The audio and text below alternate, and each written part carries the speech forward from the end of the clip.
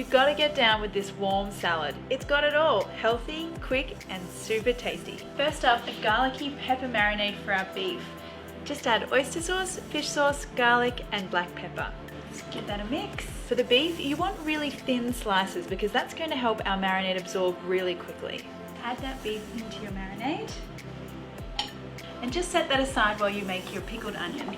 So finely slice your onion and just add a little bit of sugar and a little bit of vinegar.